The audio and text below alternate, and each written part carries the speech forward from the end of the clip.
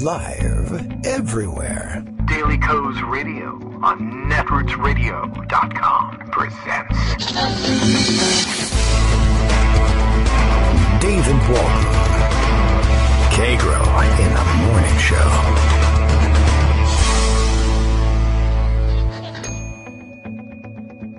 Now, here's David Waldman. Hey, good morning, everybody. How you doing? It is Thursday, October 18th, 2018. You know what I do with these days with the same number in it repeatedly. Time to go finance the kids' college and or the radio program by buying lottery tickets with the number 18 in it. Has it worked for anybody yet? Please let me know. I've been telling you to do it and not wasting my own money on it, and maybe it's time for me to get in on it. Maybe you're all millionaires now. That would be nice. I would be pleased to have contributed to that, if that were true. It isn't, but it would be nice to think that it might be. Anyway, let's see. Lots going on here today. We'll try and round up all the madness. It is Thursday, and we do have some morning tweets from our early morning live show fans to wake you up and get you ready in case you were wandering around unsure what to do. The mighty OCD wants you to know he's listening live today. Let's see. Will there be enthusiasms? That is a big question. Greg will be joining us, of course, later on, and I don't see any way around the enthusiasms. So we'll likely hear more about that. And will today be the day Armando calls in to finally tell Greg, our own Dem from Connecticut, on Twitter that he's right? Only one way to find out. Real liberals do it live, baby. And here's your chance to do so yourself. Daily Coast Radio is live, as we're reminded by Bill. And let's see, what do we have on tap? Two totally different competing versions of the show. Let's find out. Let's see, today, me, Kagro X. Hi, everybody, that's me. And Greg Dworkin, preview Melania Trump's upcoming memoir, So I Married an Axe Murderer. And we're about right on that, too. I'll tell you, it's looking worse and worse for the Trump circles over the murder of this Khashoggi figure. Journalist for the Washington Post, and I guess Saudish dissident, at least in the eyes of the current occupants of the seats of power in Saud-owned Arabia.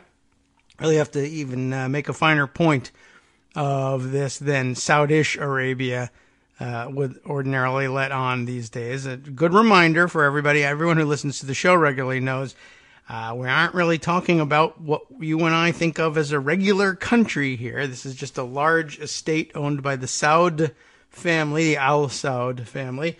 That's what makes Saudi Arabia Saudi. If someone else owned it or won the battle for control of it, it would be some other name, I guess. And I thought that was interesting. It kind of cropped up in my head again yesterday as I was reading one of the many accounts of what actually, apparently, the tapes show and investigators in Turkey think went on inside the consulate, including the consul general, I guess, the consul himself saying, hey, take this murder outside. You're going to get me in trouble here. Or as he says, you're going to put me in trouble here. And the people perpetrating the murder, as those who perpetrate murders will often do, not particularly respectful of his authority, and told him to shut up. And if he wanted to live, he wanted to survive when he got back to Arabia, and that's the way they put it, like not get back home, not when we return to Saudi Arabia. Saudis don't, I guess, at least people who are close to the Saud family anyway, at least in this instance, when they're pressed for time, busy with the bone saw, sawing people's fingers off, decapitating them, what have you. I don't know how it is when they're at a more leisurely pace. But I guess in this case, at least, Saudi, quote-unquote, Saudi citizens, if that's a thing, I'm owned by the Saud people, refer to Saudi Arabia as just Arabia. I guess if you're close with the Sauds, that's what you do. I don't know. I found that interesting and telling, and it probably is not in any way, shape, or form, and maybe some of the folks that we know who have a better handle on the culture there, good answer for that one. Probably our good friend BJ Hutch, the Montreal girl, who tweeted the other day, by the way, to let us know not about what was going on in the Middle East, but what was about going on in Canada. And I don't know if we can trust them anymore. They're all high, apparently. Canada has, I didn't read in depth. I guess they're legalizing some amount of I don't know how they decided to do it, whether they just across the board legalized their cannabis or said you can only have like a certain, of course it will be measured in metric system. So I don't understand how that, it could be like a ton of marijuana as far as I know. What's a gram? What's a kilogram? Who really knows? I'm American. I don't want to know.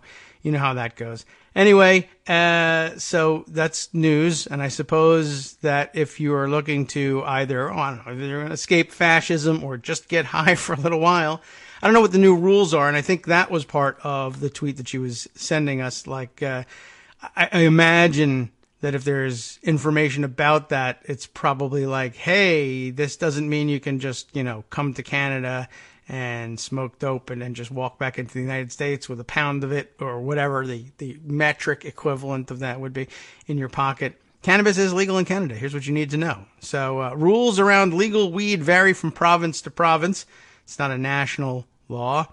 And also, I think in some parts of the country, you are legally obligated to call it le weed, which is weird, but French. So I don't know what that, is there a French word for it? Does everybody just call it marijuana? Cannabis. I don't know. How do you say it in French?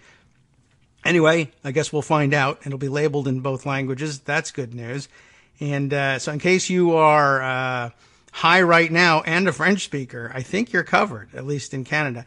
And then that's not even to get into the different questions of how the First Nations will be handling their herbal remedies. But I am sure they're well adept at it, although it's not real. It's not a Canadian crop, is it? I don't know. Maybe in some of the southerly portions. Can you grow it outside? I have no idea what kind of conditions you really need for that. Canadians and other dope smokers, call in and tell us. Not you, Greg. Although maybe you have an idea just from studying botany. Good morning, Greg. How are you? Hey, how you doing? Bit of a late start today. That's okay. It's a late start for everybody. Cannabis is legal in Canada. Oh, really? So the Atlantic provinces are already out of it. They start an hour before we do. Yeah, what do you got to eat? I don't know. Poutine. Pop-Tarts. Yeah. Pop-Tarts, you got to have that. Yeah, Tim Hortons Donuts. That's a good thing. Yeah. All right. So it's Thursday, and I'm going to carry on with a theme that I started yesterday. Okay. And that is that since this Khashoggi murder is such a big deal, yes, and since we think, it was probably Jared Kushner with the knife in the back in the conservatory who did this, no proof yet, but, that's our leading suspicion. But he did do it. And Trump is trying to distance himself from this grisly murder and having very little luck with it. I sent you a front page. Oh. Of the Washington Post this morning, kind of a clip. Small town paper, yeah. Let me just read you some of the headlines. Amid global outrage over Khashoggi, Trump takes soft stance towards Saudis. Uh-huh. Saudi transfer of $100 million to U.S. stirs questions about Khashoggi case. Here's what to watch in Washington as the crisis deepens. Mounting evidence points to Crown Prince's involvement in journalist disappearance. Yes. What we know about the Saudis believed to be involved. And secret recordings give insight into Saudi attempts to silence critics. Those are 7 stories from the Washington Post alone. Oh. Well, you don't need to go elsewhere then. Well, you do. But it's everywhere. Oh. All right, then. New York Times, for example, has a editorial about the whole thing. But what I wanted to especially highlight is Turkey's role in all of this. All right. Because I think it's important. And one of the baseline observations that I think was a very good one is the idea that why would Turkey be so aggressive about the coverage and the individual leaks. We talked about the skill they're doing in terms of leaking it day by day, a little more information every day. Today was leaked specific photographs of people going into the embassy who are very closely linked with Mr. Bonsa, MBS, the Crown Prince. And one expert I saw yesterday on Twitter pointed out that a lot of this has to do with Turkey's being upset about the Saudi support for Kurds. So it's a lot of big power politics that has nothing to do with the United States that's going on here. And it's always, interesting and helpful to remember all of that while, this whole thing is playing out. I didn't realize. So Saudi support for, is that everywhere? In general, I guess they've been supporting the Kurds, and Turkey's not happy about it. Yeah. So here's one from The Independent. Turkey may seek to reshape relations between U.S. and Saudi Arabia over Jamal Khashoggi's disappearance. That would be an opportunity, yes. U.S. Secretary of State Mike Pompeo rushes through Ankara visit as his boss Donald Trump attempts to sweep disappearance under the rug. Turkey rugs, you get it. Right. Photographs showed Mr. Pompeo in a meeting with Mr. Erdogan, Foreign Minister Cavusoglu, National Intelligence Chief Fidan, and Presidential Advisor Kalin in Ankara. Probably the meeting took like 8 minutes. That's the way that Pompeo's rushing over there. Right. Text me. Yeah. I'm going to fly over. The Independent says the administration of President Donald Trump has appeared eager to sweep the Khashoggi matter under the rug and resume its robust partnership with the Saudi kingdom in confronting Iran, which the president's conservative supporters consider the Middle East's greatest threats. So, step back, look at big picture. This is John Bolton pushing his Iran has to be nuked strategy. Nuked. And the way to do that is to have at one end of the pole of power in the Middle East is Iran, and on the other end, Saudi Arabia. So Bolton and the U.S. want to support the Saudis at all costs, and they're about to find out what those costs really are. I guess because this is like a major crisis that's growing every day, and no, they're not going to back off because they're too stupid. It's not because they're so resolute. It's because they're too stupid and they don't have a plan B. Yes. So they're going to plow ahead like they always do, and it's just going to get worse. And what that means is that any plan, hope, idea, strategy for Middle East peace is completely in tatters. Thank you, Jared Kushner. That was your project. Good job. You had one. You had one job, and you blew it. Yeah, but he does have his direct WhatsApp, contact with the Bonesaw guy. Right. That's nice. That's worth something. Yeah, because he's a hidden genius. 100 million. The Independent goes to say a three-way partnership between Washington, Riyadh, and Ankara dates back to the 50s, first forged in the confrontation against the Soviet Union and later against Iran's Islamist revolutionaries. But the ties have become strained with the rise of the Crown Prince, whose aggressive opposition to the Muslim Brotherhood in Qatar clashes with the Turkish leadership, and whose proximity to the Trump administration creates what Turks consider imbalance in the region. So backroom talks between the three countries are a possible attempt to reconfigure the relationship on Turkey's terms. Yes. Well, it's, I guess we'll have to watch a Turkey re-entering the Middle East game, I guess, after. Right. The Turkish media has been filled with grisly details of Mr. Khashoggi's death, much of it apparently leaked by security forces under the likely approval of Ankara. And so they talk about exactly how they get all this information out into the press. The revelations have captivated the Turkish public and dominated headlines and broadcast news reports. Saudis do not have the power or chance to cover up the murder they committed in front of the eyes of the world, said a commentary in the pro-government newspaper Aksam on Wednesday. Again, it's nice to see outside of the United States how some of this stuff is playing. Yeah. And again, it highlights Turkey's role in all of this, but reminds us they have other interests besides our own. Sometimes they coincide, sometimes they do not.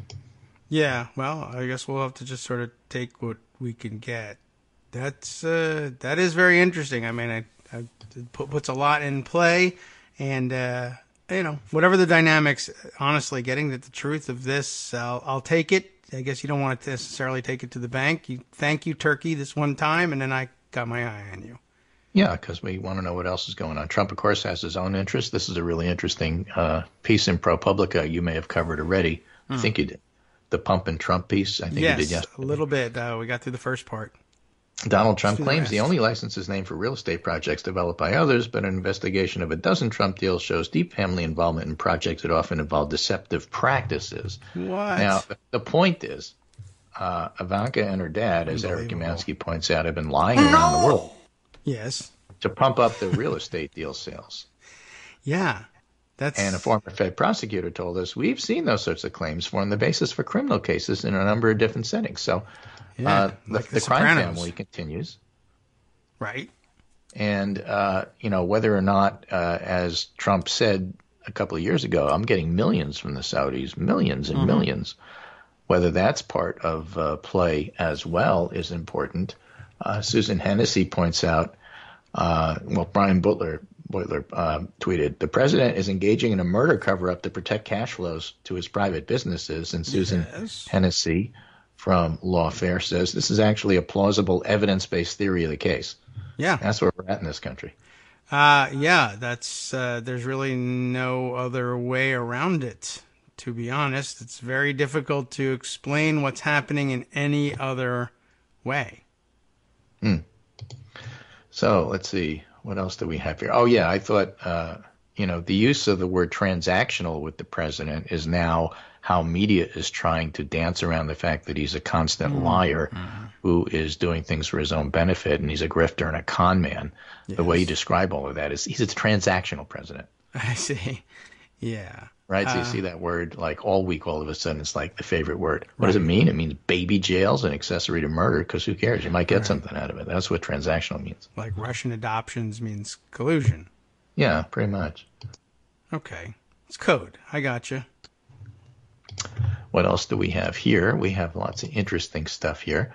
Let's go a little bit New York Timesy here. This is the Saudi cover-up crumbles. Evidence mounts of a ghastly crime in the Saudi consulate in Istanbul. I just want to give you a flavor of how the print media is covering this. And cable is doing the same thing. It's their lead story. So the idea that this is going away, or as Mitch McConnell likes to say, it'll all blow over. No, actually it's collapsing. It's almost like Khashoggi is a blonde white woman or something. Missing. Anyway, we do have this, bigger picture of Trump. David Frum points out the claim that Trump is honest despite his lies because he did what he promised to do is itself another lie. Okay. Good response to the piece. Trump promised better health care, more roads, less illegal immigration, higher taxes on the super wealthy, planned to reduce opioid deaths. He's done the opposite in every single case. Because I heard he did exactly what he promised. Right. And there have been a couple of different stories. We talked about this on the air the other day about how when you go to the rallies, like nobody cares. Yeah. They come into the rally. It's the same rally from 2 years ago. It didn't say it in the piece, but, the thing that immediately struck me is like this is like going to a Beach Boys concert. Yes. Right. They're playing the same music from 1960 over and over without doing anything new. Right. People go there for the Free party. bird. Sometimes they don't even go to the rally. They stay outside because the tailgating's more interesting. Oh, that's why there's always thousands waiting outside. Yeah, because they don't want to go in. and people who do go in often leave early. Make me. And it's the same message every time. And that's why Fox News, as well as all the other networks, just don't cover it live anymore. Why don't they have him go as a hologram? I understand that's a hot thing now. Right. So, the old deal. Well, why don't we do it live? Well, we don't want to. Yeah. I mean, he could be napping, eating, golfing. Instead, he does like rallying. That's true. He doesn't consider it an imposition. Right. So this particular piece, to finish up the Khashoggi for now, why the Khashoggi murder is a disaster for Israel. This is from Haaretz. All right. Why not? The grisly hit job on Khashoggi has implications far beyond its exposure of the Saudi Crown Prince as brutal and reckless. In Jerusalem and D.C., they're mourning their whole strategic concept for the Mideast, not least for countering Iran. Right. So make some of the points that I was making. Yes. There are no Boy Scouts in the Middle East, says the article, and the U.S.-Saudi alliance has persisted through decades of repressive Saudi policies against their own people. But the Khashoggi murder, beyond obliterating red lines of immorality, also points to the fundamental unreliability of Saudi Arabia under Mr. Bonesaw as a strategic partner. What happened in the Saudi consulate in Istanbul echoes words once used to describe Napoleon's elimination of an opponent. It's worse than a crime. It's a mistake. Wow. Was that, I guess? Well, when you're playing power politics. I guess so. Oh, my goodness. Jeez. All right. One can be cynical Never about this, says the article. Saudi repression is not new, and perhaps the American political system could accommodate it if it stayed below a certain level of visibility. The outcry was not nearly as loud as perhaps it should have been over the imprisonment of Saudi women's rights activists, which took place at the same time women were finally given the right to drive cars. But Mr. Bonesaw, MBS they use in the story, miscalculated badly by not understanding that the kidnapping and dismembering of a U.S. resident journalist whose only crime was expressing his views simply was more than Americans could tolerate. One cannot flaunt that kind of brutality and expect business as usual with the U.S. Trump himself may not care. Yeah. This courtship of Vladimir Putin, who also murders journalists, suggests, but the American people have their limits and may indeed hold friendly governments to a higher standard. They expect that allies at least not implicate the U.S. in brazen crimes. Oh. Okay. I wonder if they understand that.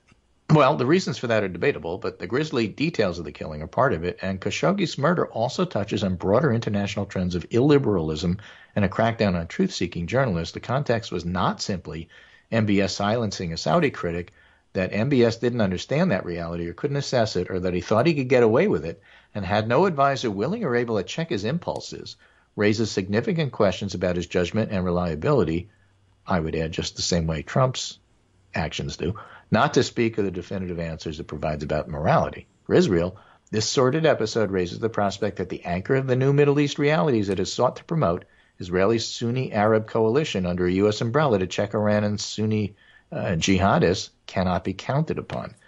And Israel, therefore, must be careful how it plays its hand. That should have been on the table already. It won't be easy for Israel to navigate these waters, as the Washington foreign policy establishment is quickly splintered into anti-Iran and anti-Saudi camps.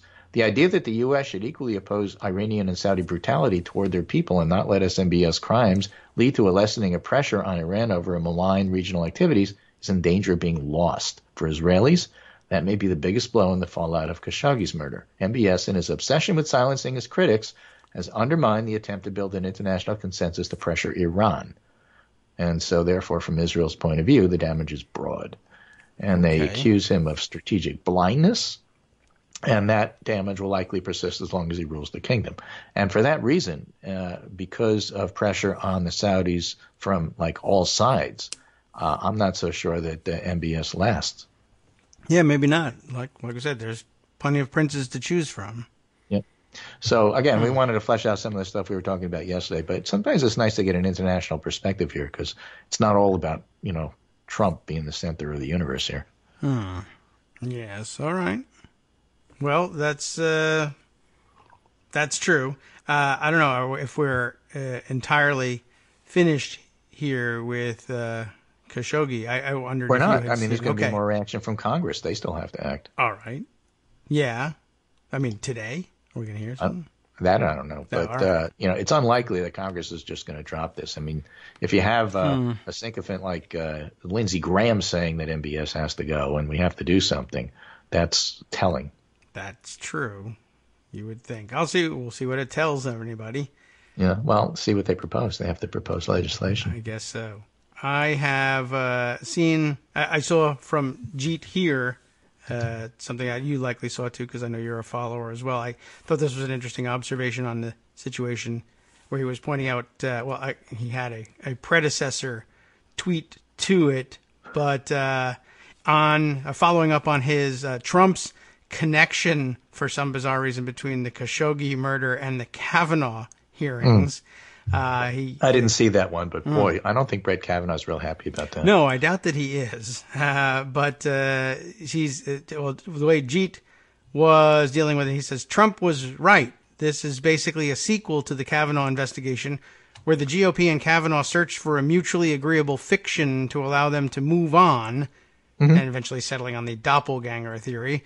And that we seem to be on a slippery slope here. First, conniving to prevent proper investigation of serious sexual assault allegations, and then conniving to prevent proper investigation of a brutal murder. It does seem we've slipped pretty quickly. It's been a matter of a week or two. Yeah, well, that's true. So big shout out, he concludes, to all the respectable Republicans and never Trumpers who were happy to provide cover for avoiding a serious Kavanaugh investigation. The moral degradation of the Khashoggi cover-up also implicates you. Good luck, everybody. This is true. And, in the couple of minutes we have before the first break, let's talk about a very good summary article by James Holman in the Daily 202 today, 202 in the Washington, D.C. area code. Response to Khashoggi crisis typifies the Trump foreign policy doctrine. He's got 8 points he makes.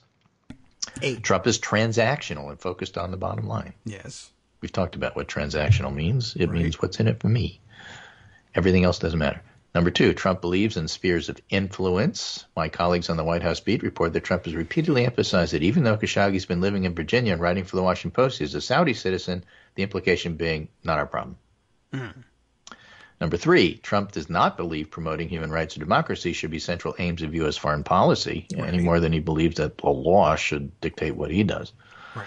Number 4, countering Iran trumps almost everything else in Trump's eyes, and the Saudis are key to his strategy. John Bolton is such a bad person, and there's 2 people in the White House besides Trump that have poisoned the United States. One is John Bolton, the other, of course, is Stephen Miller. And it's really hard to pick which one is worse because they're worse for different reasons.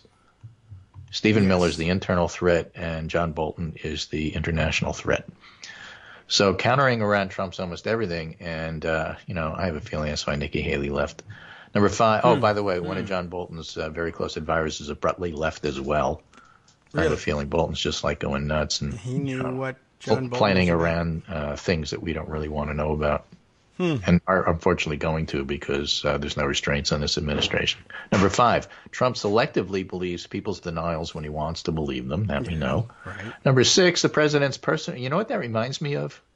The selectively believes people's denials. Mm-hmm. Right after 9/11, when we confronted Afghanistan. Yeah. And Mullah Omar, remember that guy?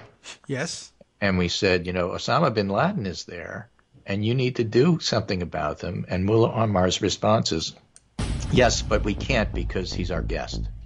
I see. As if that explained everything. Culturally, I get But he the did point. this. Yeah, but he's our guest, so you can't. Yeah. I saw a show about that on Turkish television once. That is weird. Okay, so that's 5. I don't know if we're going to get to. Shall we tease everybody and just say points 6 President's through 8? personal financial interests trigger things. Foreign policy is a family affair, and Trump's trying to limit the flow of intelligence. It is unhelpful to his agenda. There you go. All right. Well, that was quick. We'll be right back. Hi, everybody. It's me, David. Let's change things up from the old fundraising pitch for just a minute and talk instead about how you can be a part of our show. If you've got a smartphone or any other electronic recording device, why not sit down and record a segment for us? Read us an important article and give us your take. Read one of your own original essays, or even just give us your commentary on something you'd like to share that's important to you. Then send the file to me at kagrox@gmail.com, and I'll try and work it into the show.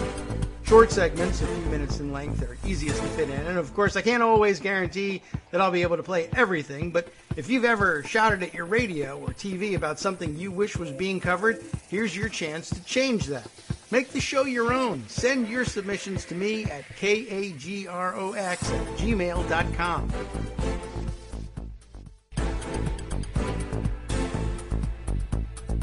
Welcome back now to the Kagro in the Morning Show here on Netroots Radio. We are still with Greg Dworkin. A quick summary, finishing up there with the 8-point list. By the way, I see somehow as I'm skimming through this, I did see Ivanka's name come up in here somewhere. Well, family business. Yeah. Right? Mm-hmm. Foreign policy is a family affair. Right. I guess so, because foreigners are the ones with all the money. Let's go collect our bags from them, and I guess that's Ivanka's job. And also being privately appalled at having to do all this. Right. Khashoggi has his final column out today, so of course that'll help keep things in the news. And I do want to follow up on that 8th point, which is restricting information. And basically that's pointing out that Bob Corker says that he no longer gets intelligence briefings as head of Foreign Relations Committee. He used to.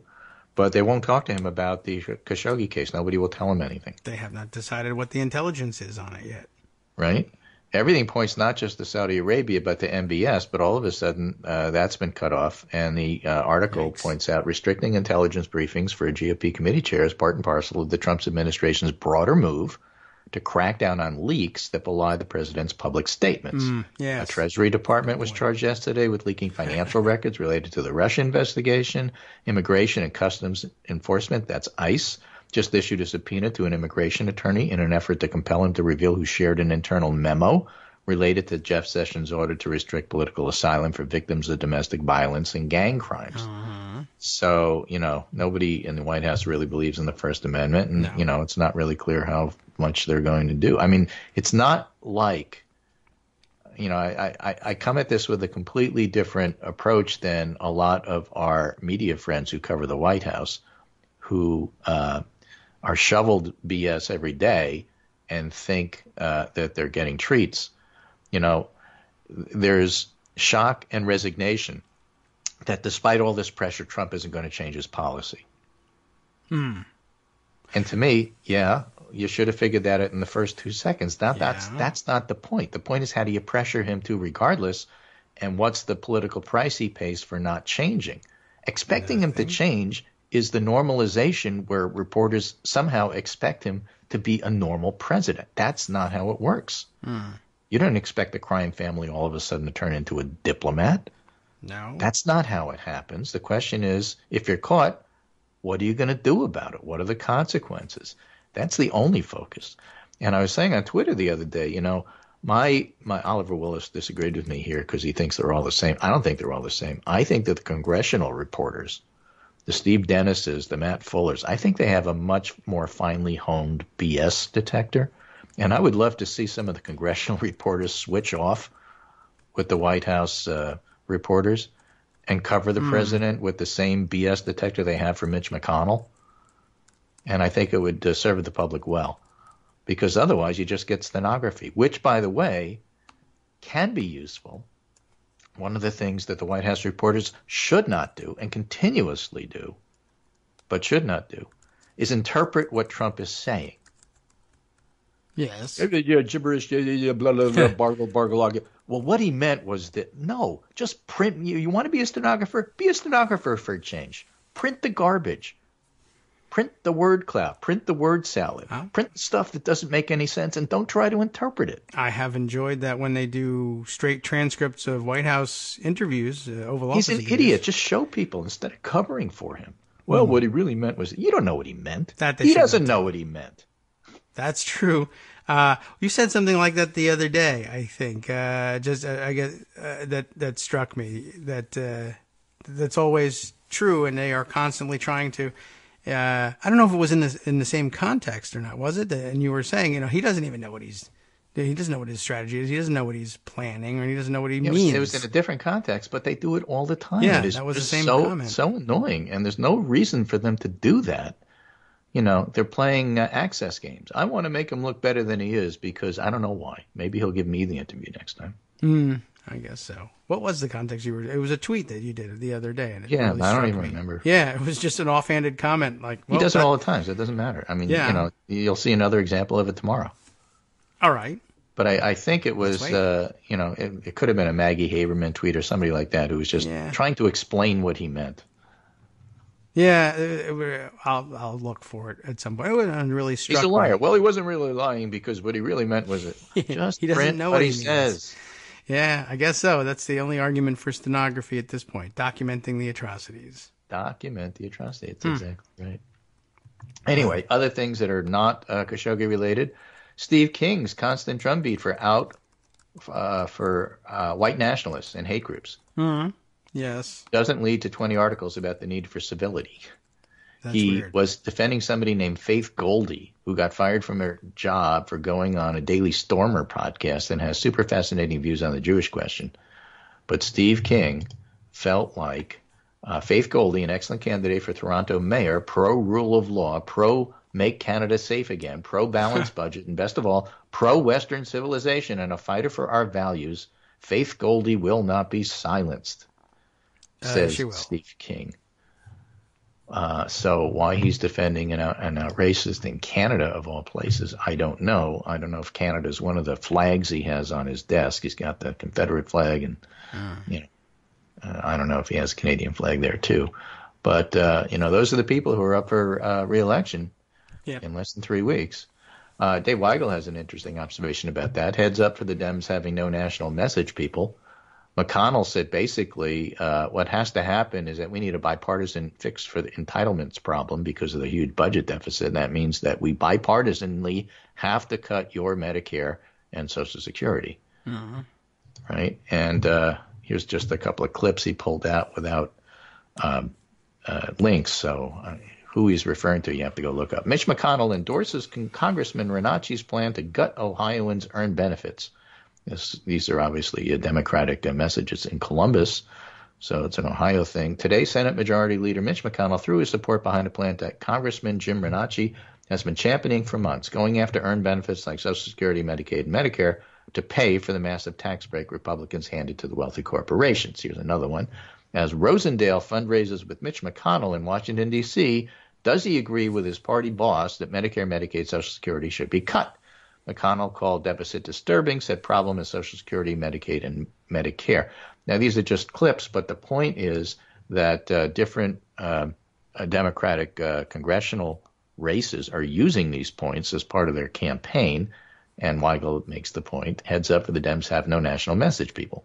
McConnell comments are driving today's state Dem messaging. So while the national press focuses on Elizabeth Warren's DNA, Yes. local races are talking about Medicare, Medicaid, and your health care.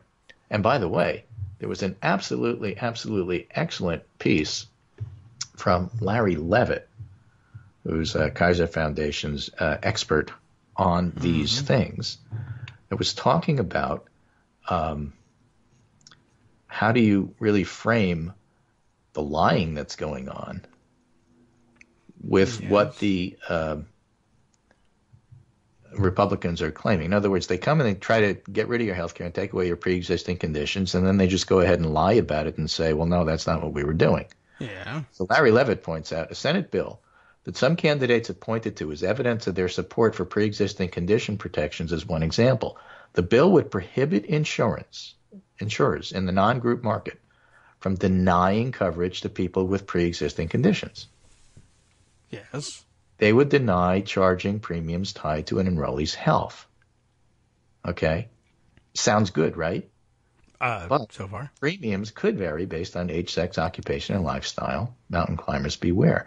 And, more importantly, the bill would permit insurance to use pre-existing condition exclusions, which were common before the Affordable Care outlawed them. In other words, insurance would have to cover people with pre-existing conditions. This is a Republican claim that everybody loves pre-existing conditions and we want to protect them. They just wouldn't have to cover the conditions. So that would make coverage of pre-existing conditions something of a mirage, Larry Levitt says. And that's the whole game. They put this in the bill. They want to basically get rid of all the protections Affordable Care Act has. And they're saying, wait a minute, our bill is going to protect pre-existing conditions because if you have one, you can't be excluded from insurance. We don't have to pay for your condition, but you can't be excluded. We'll cover all the healthy parts of you. Oh, I see. So we can't be accused of not supporting pre-existing conditions. We'll go to Glenn Kessler and give Pinocchios to our opponents who say we're trying to take away from them. It's a scam. And Larry Levitt pretty much lays out the scam, just so people understand what's going on here. Is this in your list here today? It is. You'll find it in bold and italicized if you just scan it. Well, okay. I'll keep scanning as long as it's here. I will want to share that with people too. That's an interesting point. So it's from JAMA Forum. What does it mean to protect pre-existing conditions? And the answer is you got to read the fine print. I guess so. You're covered.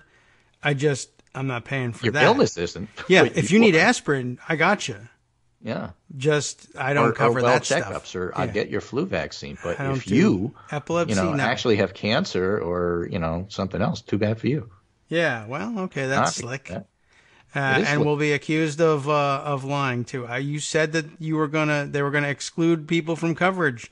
They got coverage. It's it's auto insurance, but it is coverage.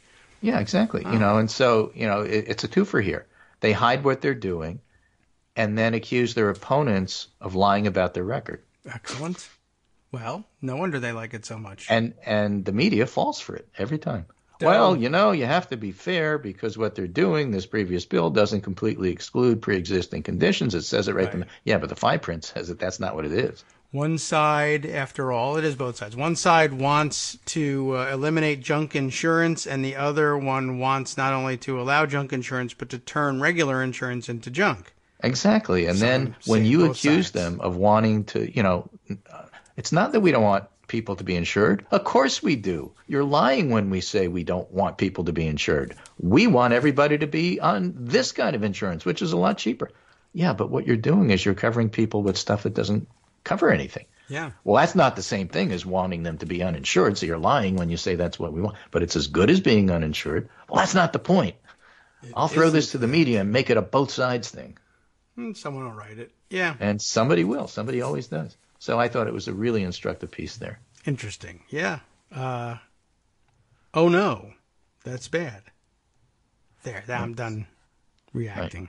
Right. And again, so some other things we have here. 61% of Americans favor stricter laws in the sale of firearms.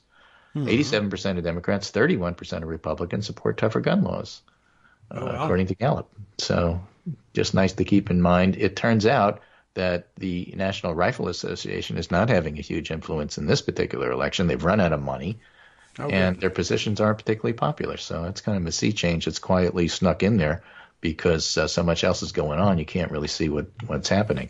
And that's part of the deal here. BuzzFeed has a piece: suburban women are fed up with the Republican Party and could drive a blue wave.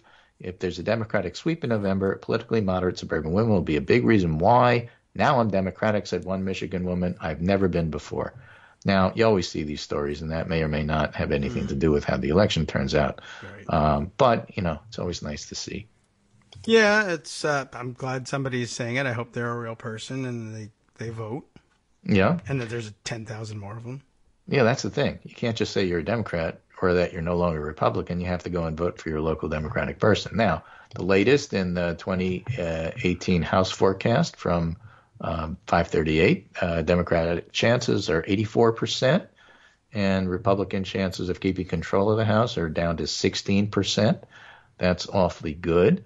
There's been some, we'll talk a little bit about the latest polls, mostly from yesterday. Presidential approval is still pretty bad. The generic ballot for Democrats is still pretty good. Yesterday's Ipsos had Democrats plus 11. YouGov had Democrats plus 5. Fox News, Democrats plus 7. So that's all pretty good. Morning Consult, Democrats plus 7. Some of those are Republican favoring, so those are actually excellent. And, of course, Rasmussen has Democrats plus 1. Yeah, right. Okay. But, you got to throw that in there. There's a Siena College New York Times poll that has Kristen Sinema 3 points. Well, 4 points here. Sinema 47, McSally 43. Oh, all right. Right. And they have two separate polls here, depending upon scenario. In the other one, McSally wins by 1 point. So it's a very, very close race. But I think of interesting. Nelson and Scott. Scott up by 1 point in the St. Pete poll. I don't think it's a particularly good one. It's okay. It's a B- on 538. But a close race nonetheless. Gravis, which tends to be Republican leaning, has Donnelly up by 4 in Indiana.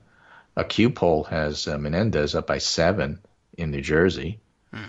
And interestingly, an Ipsos poll has, with all adults, has Bredesen up by Blackburn by a point. And if you include likely voters, Bredesen loses to Blackburn by 3, which is not a lot. Yes. And if we include likely voters and the likely voters come out and vote the other way, that would be even better. Okay. But that had been described as a runaway for Blackburn. It's not. Oh. Well, good. Keep her in sights. So a lot of interesting things there. Now, remember, Bredesen had said, he was okay with voting for Kavanaugh, which got a lot of Democrats upset. But for his area, that might not have been a bad play. And again, depending upon who shows up, Tennessee could be one of those sleeper, we grabbed it even though you didn't expect it. Arizona, too close to call. Florida, too close to call. It still could be a scenario where the Republicans pick up 1 seat rather than 5. The one Democratic seat I'm most worried about is Missouri. Yes. Okay. I just don't have a feel for how McCaskill is doing. I know that she often runs behind and then pulls it out in the end, but I just don't have a feel for what's going on there. I think Heidi Heitkamp has lost North Dakota. Could be. That's a tough one. Yep. Anyway, the St. Pete poll in Florida has Gillum up by 1 in the governor's race, and governors are doing pretty well all over the country. Interestingly, an Ipsos poll in Georgia, all adults has Abrams up by 2, and likely voters, Kemp is up by 1, so that's a very, very close race. Early voting in Georgia has like 3-hour lines, so there's a lot of people coming out to vote, which is a good thing. But the fact that there are 3-hour lines is a bad thing. Yes. But that just gives you an overview of what's going on. And again, it's interesting. If you look at some of the polls from 3 months ago, 6 months ago, and now, a lot of them aren't all that different. And so, the generic ballot and where Trump's approval is and so on and so forth. And one really gets the impression that with the exception of a few races like North Dakota, not all that much has changed. The fundamentals are what they are. And, to me, it feels right now sort of like the Northam race last year. Yes. We thought we were ahead, but we were really, really, really nervous about it. Yeah. Republicans were coming up with the narrative that they're closing in. Turned out not to be true, but Democrats are always nervous. Yes. So I think that, we're doing all right in the House. It feels nervous because this is the nerve-wracking part of the election. Everything's done. Everything's sort of set. Everything's baked in. There's nothing you could do. And you just have to sit and wait. And so you bite your nails. And then every little tiny blip of a story that comes out. Oh, the New York Times has this piece on Andrew Gillum that says that he uses consultants. So that's not going to change the dynamic of the race. Well, the local paper has a fact that Rick Scott is sort of semi-corrupt. Well, everybody knows that. That's not going to change the dynamics of the race. No, although there was a interesting article breaking the last day of, I guess, perhaps scaling up the corruption a little bit. But, generally speaking, people are... For Scott? Yeah. Yeah, I sent one. Basically, it has a lot to do with, and my radiology friends in Florida talked to me a little bit about this. Yeah. But it's a radiology scam. Is it? So I sent you have it here. It's from what paper is this? The South Florida Reporter. A Rick Scott story: How political giving and getting is done. Give you an example. I didn't know this by was a blogger story. called Florida Bulldog, who's very good on this stuff. Okay. Big money flows both ways between Governor Rick Scott and entrepreneurial radiation oncologist Daniel Dorseritz. Okay. Right? It's not the same as Alan Dershowitz. It's Daniel Dorseritz. Back in January 2012, Scott was an investor in the private equity firm that owned 21st Century Oncology, the high-flying cancer center company Dorseritz founded and ran until shortly it crash-landed last year in bankruptcy after paying millions to settle allegations of Medicare and Medicaid fraud. Okay, so now they have emerged from bankruptcy protection with a new leadership team. And in January 2012, Scott, appointees on the board of taxpayer-supported Broward Health, voted to award Fort Myers-based 21st Century an unprecedented 25-year no-bid contract to supply millions of dollars in radiation oncology services to the hospital district's patients. And then 21st Century started contributing big to Scott's re-election campaign, $360,000 to the governor's Let's Get to Work Political Action Committee. And then after he won re-election, then they gave another $30,000 to his PAC for a $390,000 state record show. Ta-da. So, you invest in them and they invest in you. And that's how Rick Scott works in Florida. Yeah. And does it make a difference? People kind of sort of already have a feel for this. And so is it going to really change the election? No. But it gives you an idea of where they're at. Yeah. Well, and it's piling on. There's a couple of Rick Scott stories flying around, all with the same theme, essentially. Give money to Rick Scott, get money from the state. Right. So, it won't change the dynamics of the entire election, but there's always that small number of people that make up their mind in the last week. Yeah. And really, I guess what they do is they make up their mind as to whether to vote. Especially in a midterm. Yeah, and if you're not sure you're going to vote, but then you come out at the last minute, it's probably not because, well, that guy is just a paragon of virtue, and I'd like to support him. It's usually, wait a minute, that's ridiculous. Right. I'm going to vote against that. Right. So we'll see. That's why negative. Anyway, so that's the story for today, and that'll carry at least me through Monday. You've got the rest of the show, and then you've got tomorrow. Yes. But we'll see what you want to talk about. That's the thing about Kagro in the morning. You never know what's going to come up next or who's going to wind up showing up. We will see. All right. Well, they've got 2 days to show. Well, 2 and then the weekend to show up. We got more stories to share. Of course. Thanks very much, Greg, for getting us started. Take care. Will do. I'll do my best anyhow. All right. Yeah, lots happening and lots to catch up on. I think we've covered all of the latest Khashoggi developments. Here's something I meant to share with you, Greg, and so I'll just do it here and you can listen to it on the podcast. I saw a piece by Ezra Klein at Vox, and that explains everything, that I thought I might share. At least I'll share the tweet that encapsulates it, even if I don't read the entire piece. Thought you might be interested in this one in particular. His tweet, Ezra's, about his own piece in Vox, just in case you wanted to know an explainer of how we come by this argument. Thought the answer to polarization was more partisans following voices on the other side. Nope. That only polarizes them, especially Republicans. And so this becomes an interesting story, not only about following people on the other side in order to get a perspective, but another really falsification of everybody's the same, both sides sort of thing. It's interesting. It's that for Democrats, perhaps more broadly, following people on the other side is about opening up and trying to understand what's going on the other side. Sometimes actually to, in the end, gain partisan advantage. True. But interestingly, it turns out that the phenomenon of returning the favor from the Republicans' perspective, at least in general, is not about opening up and understanding the other side, but about radicalizing yourself in your conviction that your side is right. And I'm sure that there are examples all across the spectrum, but an interesting perspective here. When Twitter users hear out the other side, they become more polarized. Only, you know how this is. You know how it is with headlines, because apparently the body of the article, according to my interpretation anyway of Ezra's tweet, is no, it's not when Twitter users hear out the other side they become more polarized, but rather that in general, when Republicans hear out the other side, they tend to become more polarized, and maybe not the same thing for Democrats. We'll see how they put it. It's not a huge article. Let's at least race through it and see what's up. There's a simple story, he says, for how the media is driving political polarization. Unlike in yesteryear, the olden days, when there were 3 nightly newscasts and 2 local newspapers, the media today is fragmented, competitive, algorithmic. True. And by the way, a story we've ignored to date because it's still more technical than I'm comfortable dealing with, but been watching it, keeping an eye on it. I'm sure you have seen it too.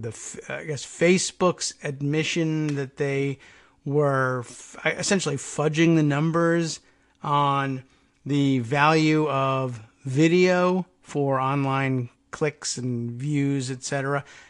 Very interesting development too. I'm sure you've seen some of it. Anyway, the media is fragmented, competitive, and algorithmic, even when they're fudging the algorithms. We watch MSNBC if we're liberal, Fox if we're conservative, and CNN if we just want to see people fight. Interesting.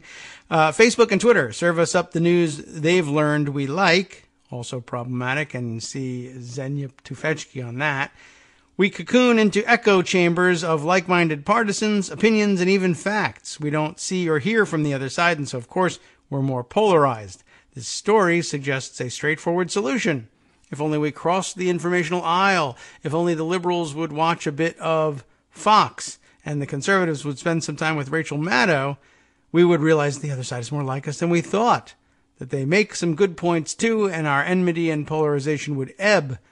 Beginning in October 2017, a group of political scientists and sociologists decided to test this theory. It's starting to sound like a comic book come to life here. In the largest study of its kind ever conducted. It's the largest study of its kind, believe me, like none you've ever seen before. They paid, they paid 1,220 regular Twitter users who identified as either Democrats or Republicans. I could have, where's my money? George Soros. Man, I would have, so what did they pay him? They paid them to follow a bot retweeting elected officials, media figures, and opinion leaders from the other side. That would be annoying. I would demand money for that. The participants took regular surveys. Boring. Wait a minute, I have that on tape. Boring. There we go. They took regular surveys, asking about their views on 10 issues ranging from immigration to government waste to corporate profits to LGBTQ rights. Those surveys, this will be important later, let them mark their view on a 7-point scale ranging from most conservative to most liberal. The researchers were testing the collision between two popular models. In one, contact between opposing groups can challenge stereotypes that develop in the absence of positive interactions between them. In the other, exposure to those with opposing political views may create backfire effects that exacerbate political polarization. It was, in other words, a test of a simple theory. Does hearing out the other side make us less polarized or more? The backfire theorists won the day. The results of the month-long exposure to popular authoritative voices on the other side of the aisle, and it does depend on how you define that, I am sure, was an increase in issue-based polarization. We find that Republicans who followed a liberal Twitter bot became substantially more conservative post-treatment. That's just the term of art, I guess. Write the authors. Democrats exhibited slight increases in liberal attitudes after following a conservative Twitter bot, although these effects are not statistically significant. Both, or just the ones about liberals? Good question. The difference between the Democratic and Republican responses is interesting and merits more study, but the key finding is that neither group responded to exposure to the other side by moderating their own views. In both cases, hearing contrary opinions drove partisans to more polarized positions. Republicans became more conservative rather than more liberal, and Democrats, if anything happened at all, became more liberal rather than more conservative, although that may have something to do with listening to a bot rather than a regular human being. I guess that's a possibility. I spoke, he says, to Christopher Bale, one of the study's authors and the head of Duke University's Polarization Lab. I didn't even realize they had such a thing. For a long time, people have been assuming that exposing people to opposing views creates the opportunity for moderation. If I could humbly claim to figure out one thing, it's that that's not a simple process. There's more coming up after this.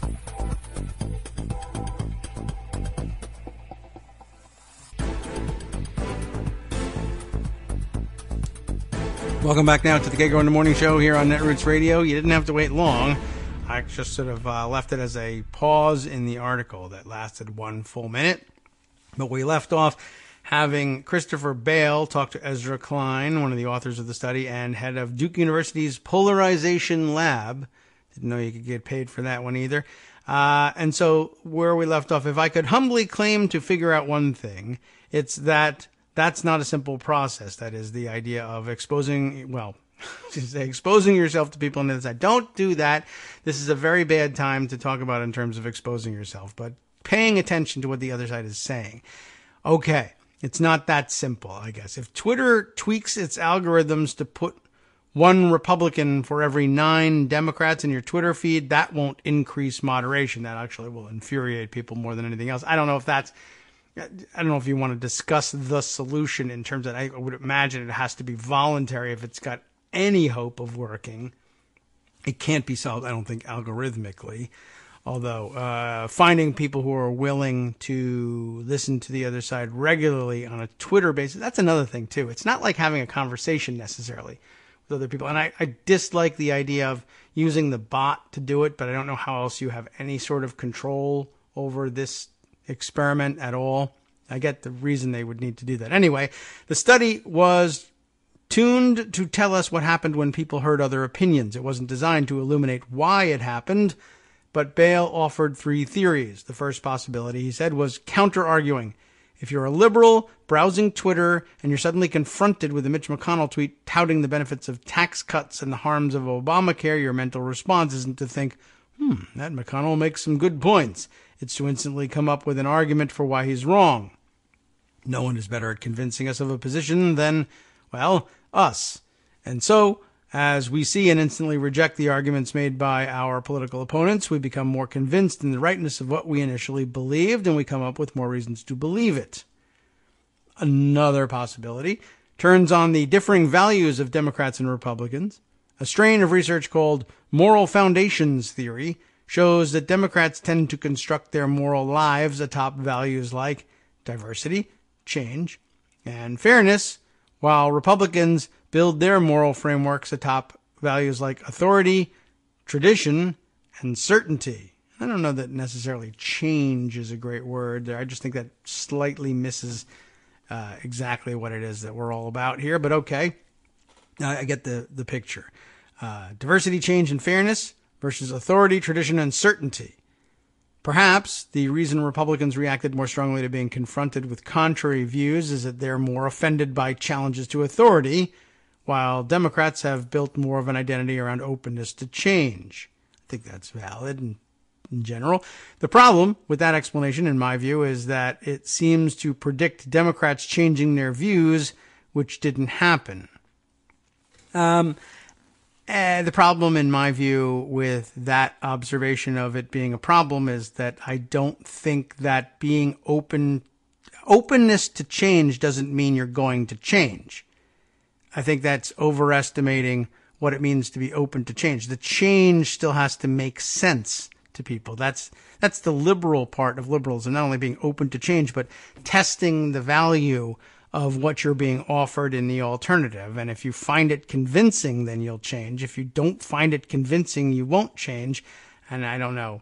That seems like maybe, I think, Ezra considering the idea of openness to change in the wrong light. The third possibility is that the participants were taking cues from elites, including negative cues. A low-information Republican who didn't know that much about what Democrats actually thought might find themselves more horrified by the liberal worldview when exposed to it regularly. If you are not that interested in politics and your image of a Democrat is Hillary Clinton or Barack Obama, seeing a lot of tweets about abolishing ICE or kneeling during the national anthem might push you farther right. I tend to believe a variant of the first explanation. Republican is an identity. Democrat is an identity. When you log on to Twitter and read someone attacking the people you admire, the people you ally with, the people you see as your group, you become more defensive of your side and angry at the critics. One problem in all this is that most political media isn't designed for persuasion. Some is, of course. Ross Douthat's column at the New York Times is a soft conservative trying to persuade a liberal audience, for instance. I have my doubts about that, quite honestly. But most opinionated political media is written for the side that already agrees with the author. Similarly, most partisan elected officials are tweeting to their supporters who follow them and fundraise for them, rather than to their critics who don't. During our conversation, to conclude here, Bale said something that actually made me laugh. That's interesting. The studies that show intergroup contact reduces polarization and suspicion also show that contact needs to have certain features. It needs to be positive. There need to be shared goals. There ideally should be a reason for cooperation. That would make me laugh too. Is Twitter capable of providing the context where people can deliver the intimate, interpersonal, positive contact needed for this? He asked.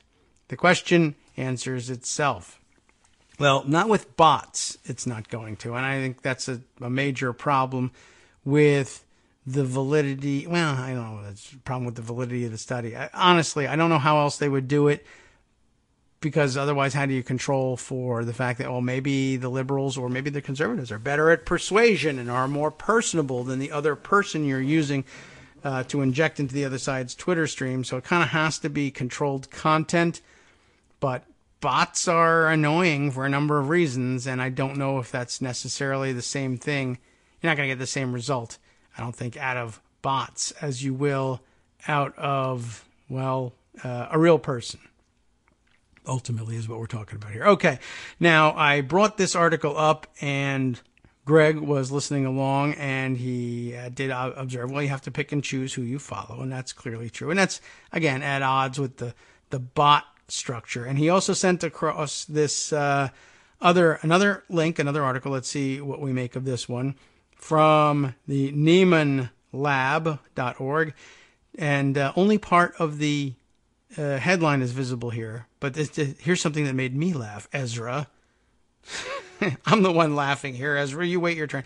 Did Facebook's faulty data push news publishers to make terrible something? Which only reads as, did Facebook's faulty data push news publishers to make terrible?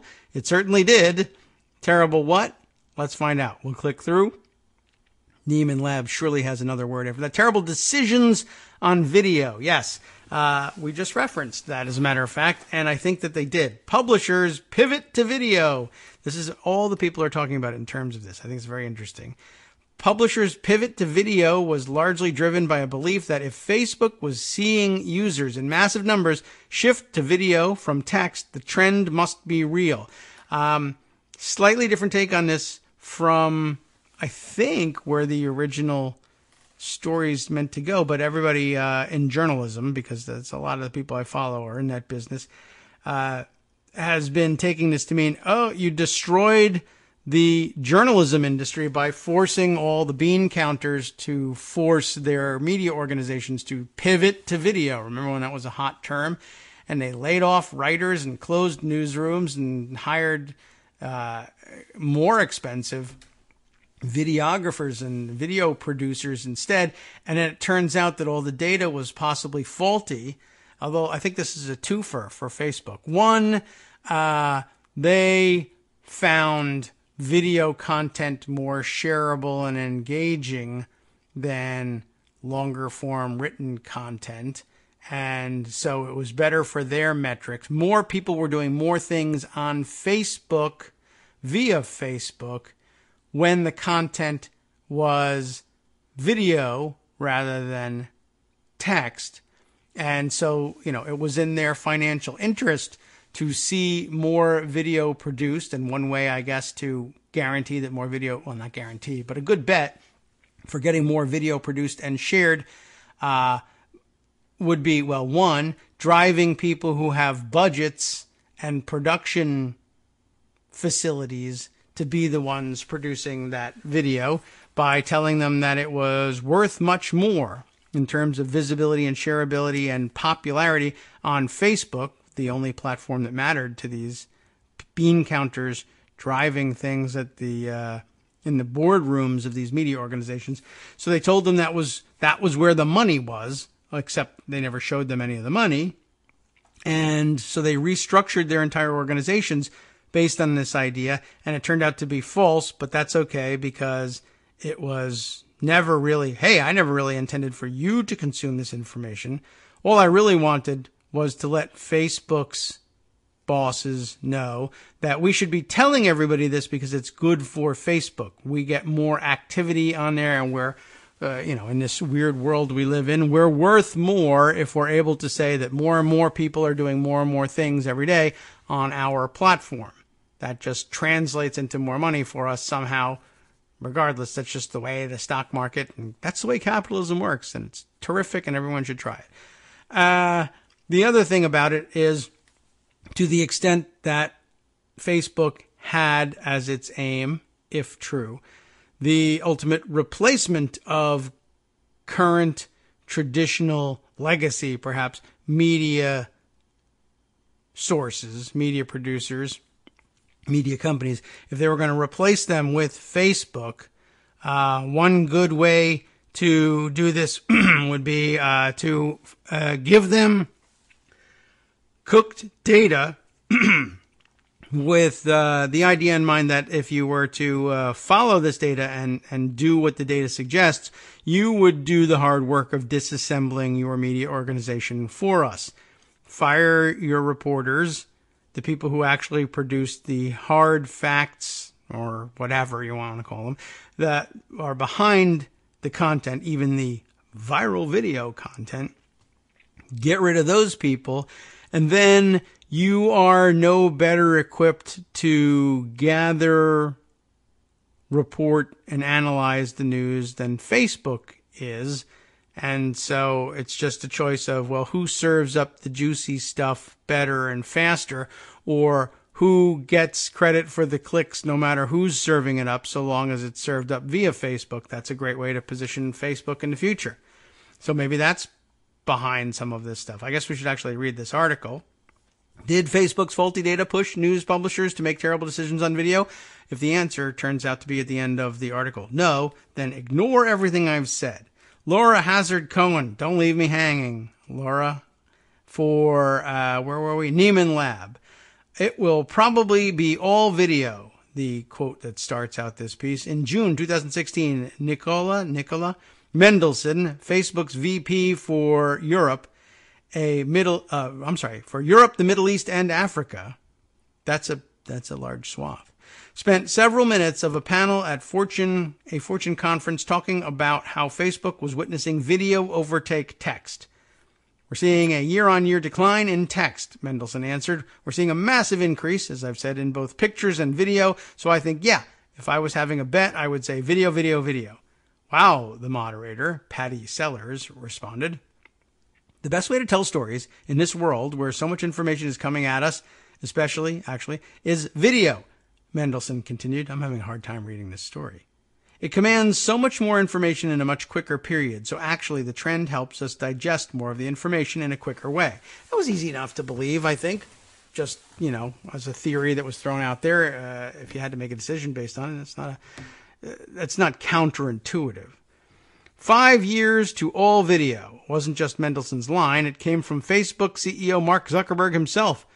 We are entering this new golden age of video, Zuckerberg told BuzzFeed News in April 2016.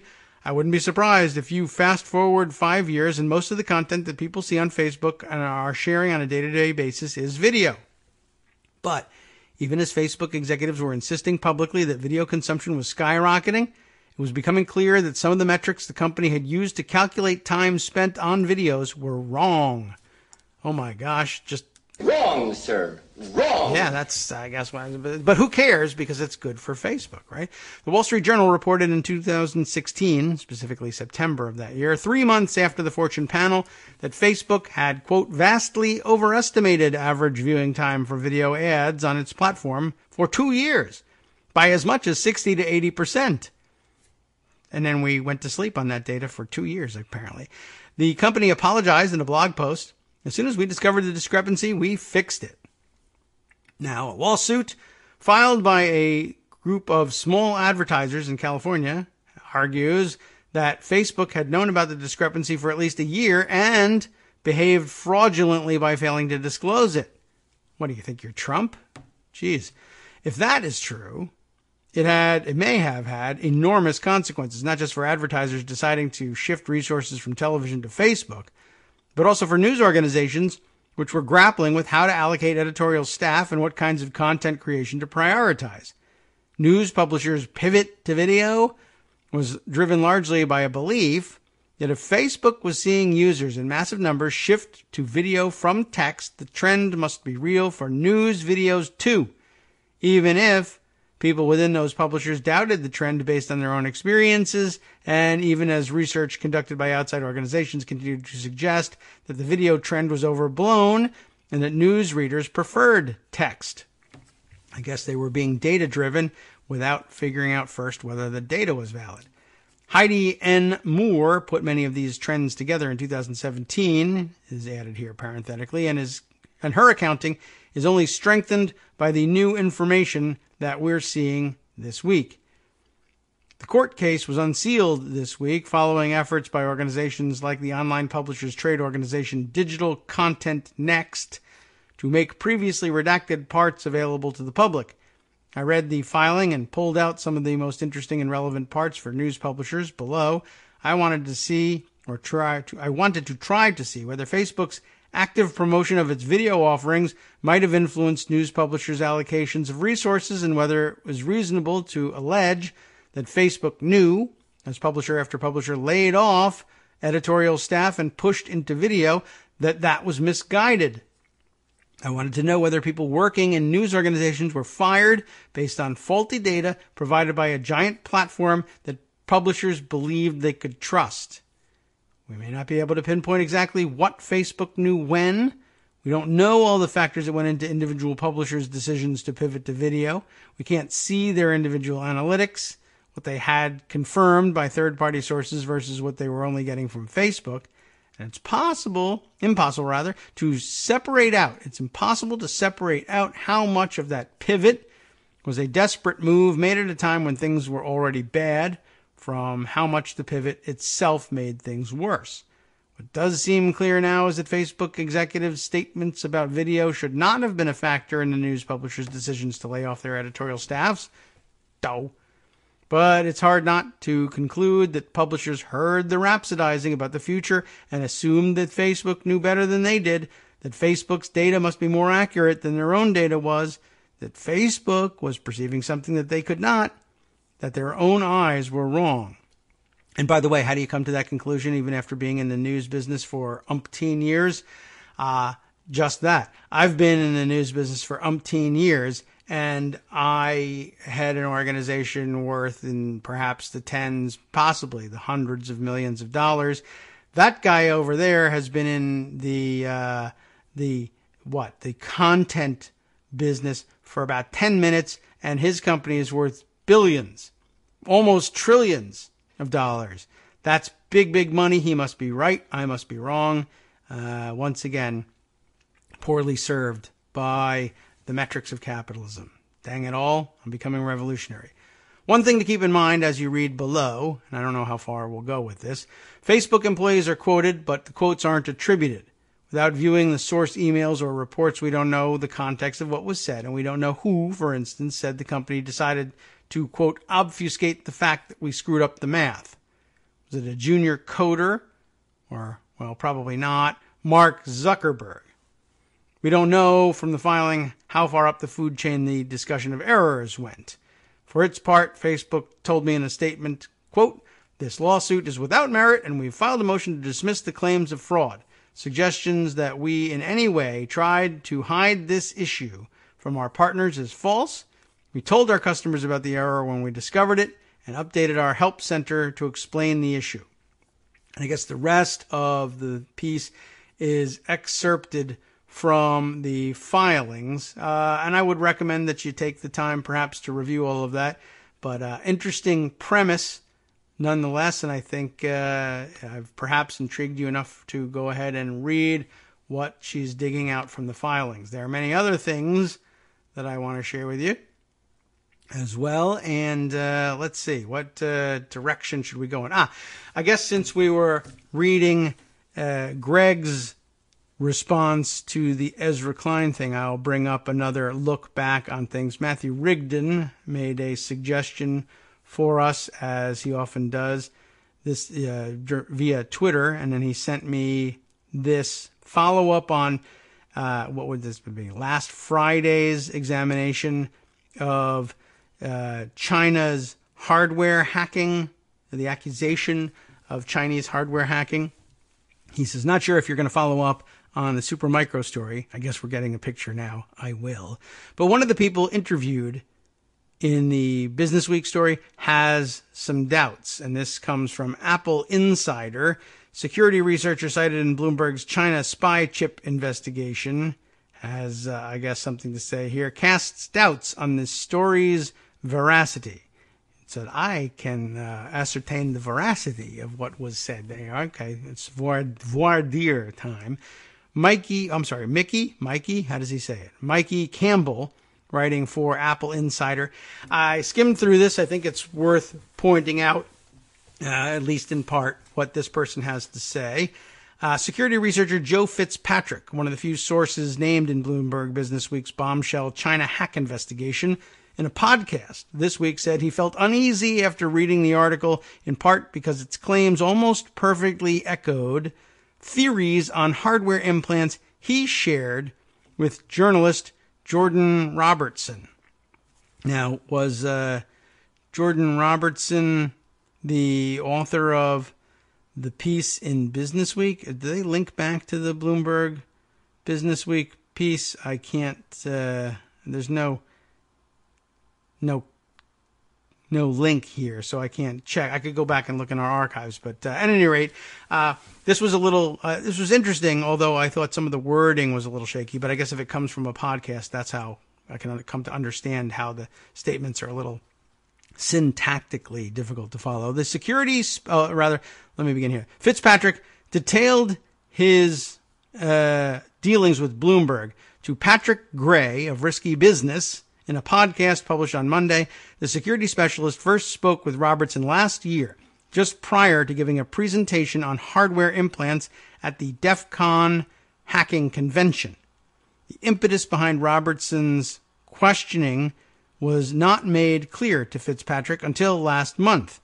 In his conversations with the journalist, Fitzpatrick detailed how hardware implants work, specifically noting successful proof-of-concept devices he demonstrated at Black Hat in 2016.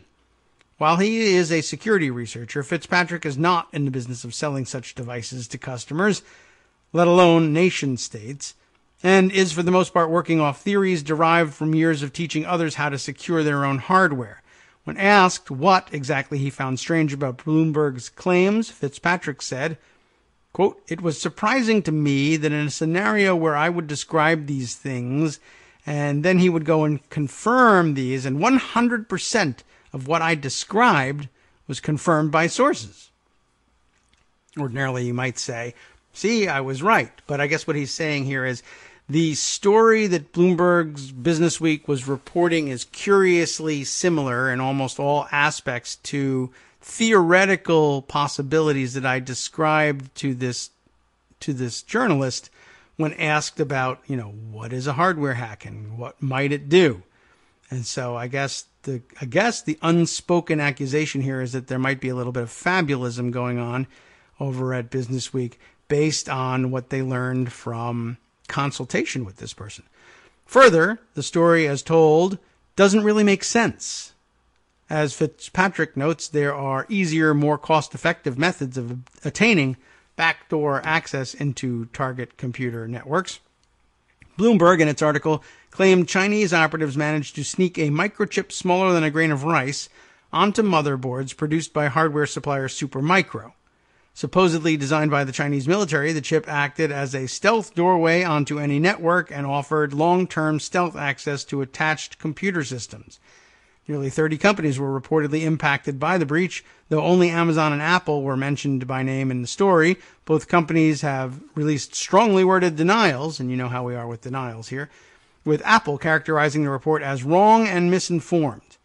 Spreading hardware fear, uncertainty, and doubt is entirely in, or I think he means to, my financial gain, because he's a security consultant, but it doesn't make sense because there are so many easier ways to do this, Fitzpatrick said, referring to the purported hardware implant. There are so many easier hardware ways. There are software. There are firmware approaches. The approach you are describing is not scalable. It's not logical. It's not how I would do it or how anyone I know would do it. So that's a maybe, right? Fitzpatrick said as much to Robertson in an email exchange, pointing out the described backdoor attack can just as easily be accomplished by remotely modifying the firmware of most BMCs, or baseboard management controllers, as many run outdated software. Of course, my initial observation in this is, well, some of them don't run outdated software, and wouldn't it be the most reliable possible backdoor to actually implant something on a motherboard? I still have that question. He went on to ask whether the additional hardware sources supposedly discovered on the boards were merely counterfeit prevention, possible, bypassing implants, or some other functional component added by a legitimate third party. In one email exchange, he cautioned that inexperienced observers might mistake combination hardware, flash storage, and a microcontroller, for example, as a hardware implant. The Bloomberg investigation claims the spy chips were incorporated into another inconspicuous component that took on the appearance of signal conditioning couplers. Robertson, in an emailed reply, confirmed that the idea sounded crazy, but said lots of sources corroborated the information. Ooh, corroboration. We love that, right? Fitzpatrick was not convinced. And I'm still skeptical. I followed up being like, yeah, okay, if they wanted to backdoor every single Supermicro motherboard, I guess this is the approach that makes sense, he told Gray. But I still, in my mind, couldn't rationalize that this is the approach anyone would choose to take. Of course, the Chinese military probably operates a little differently than we do. I would counter with that. Robertson was unable to produce photographic evidence of the chips in question, saying they were described to him by protected sources. Indeed, the Robertson in September asked Fitzpatrick what signal amplifier or couplers look like, suggesting the publication narrowed the attack package down to that particular component. Fitzpatrick sent Robertson a link to a very small signal coupler sold by Mouser Electronics. Hope I'm pronouncing that right. Turns out that's the exact coupler in all the images in the story, Fitzpatrick said. And so there's that as well. That would lead to some suspicion, I guess. While the illustration used in the Bloomberg story is just that, Fitzpatrick argues similar components would be an unlikely choice for the attack vector described. Larger, albeit less conspicuous hardware is available, namely chips that mimic the SOIC-8 package. Further, pint-sized signal couplers are not standard fare for server motherboards that do not include Wi-Fi or LTE. I suppose many of you know what that means. I don't exactly, but we'll be right back. Hi, it's me, David Waldman, your host for Kagro in the Morning, interrupting this little break to say thanks so much to all of you who are contributing supporters of Kagro in the Morning. Thousands of you are downloading the show each day, but fewer than 1 in 25 regular listeners are donating to help keep us on the air. For the money you'd spend on a single 3-minute iTunes song, we bring you 2 hours of great news and entertainment every day, 5 days a week. Patreon.com, Patreon.com makes it easy. You can find us there by searching KagroX or David Waldman or Kagro in the Morning or even Daily Coast Radio in their search box, and you'll be right where you need to be to make easy, recurring monthly contributions to support our show. Once again, thanks so much for your support.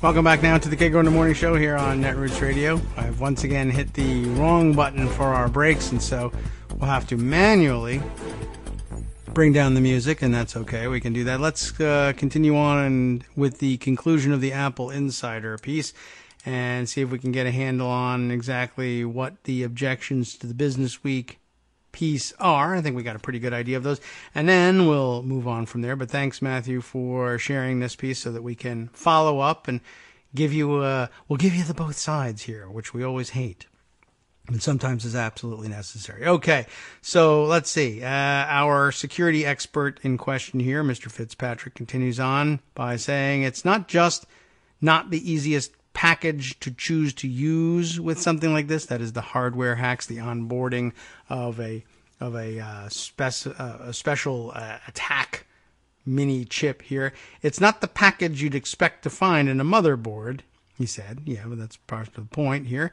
It's something where if it's on your motherboard, you'd be like, what the heck is that doing there? You would be, but you would have to look for it. And in most cases, you probably just wouldn't. Whether the Supermicro boards in question integrated wireless radio technologies is unclear. Bloomberg stands by its original reporting. The year-long investigation incorporates information from 17 sources, some of whom work or worked for the allegedly impacted companies or the U.S. government. As is typical journalistic practice, we reached out to many people who are subject matter experts to help us understand and describe technical aspects of the attack. The specific ways the implant worked were described, confirmed, and elaborated on by our primary sources who have direct knowledge of the compromised Supermicro hardware.